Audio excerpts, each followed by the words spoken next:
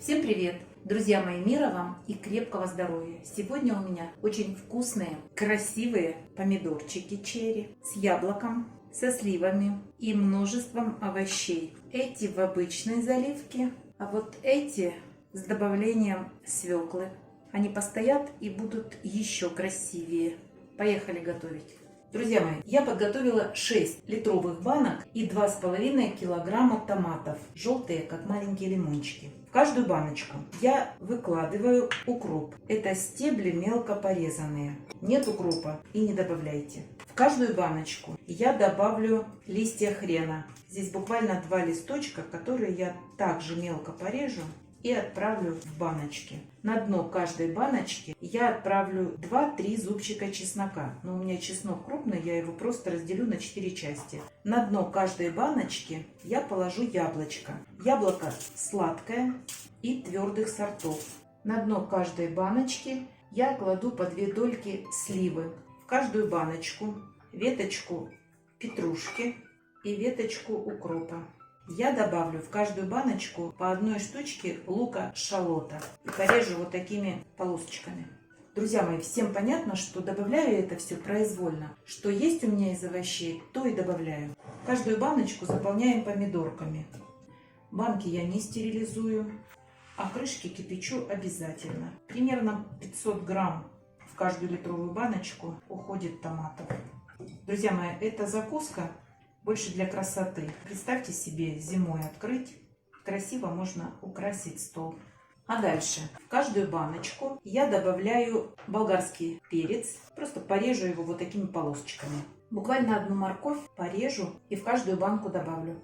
Часть моркови порежу фигурным ножом, а несколько штук нарежу вот такой фигурной вырубкой. И вот такие цветочки в каждую баночку. 3 баночки сделаю прозрачные, а 3 со свеклой. Я часто добавляю свеклу. Давайте сделаем цветочками. Вот такими. Так, в каждую баночку листочек лавровый. В каждую баночку 1 душистый перчик. С душистым перцем не перебарщивайте. Когда его много, есть это невозможно. Черный молотый перчик. Вот по 3 штучки достаточно. И добавляем помидорчики. В баночках есть место еще. И я сейчас добавлю лучок и морковь. Ну вот и все. Крышки я прокипятила. Ждем, когда нагреется вода. Воды закипятила ровно 3 литра. И буду знать, сколько у меня сюда уйдет. Распределяем равномерно воду по банкам, чтобы не лопнуло. И накрываем обязательно печеными крышечками. Воды осталось буквально 150 грамм. А значит, в следующий раз я поставлю кипятить ровно 3 литра воды. А эту воду я буду обязательно сливать. А кто не хочет сливать, на этой же воде готовьте.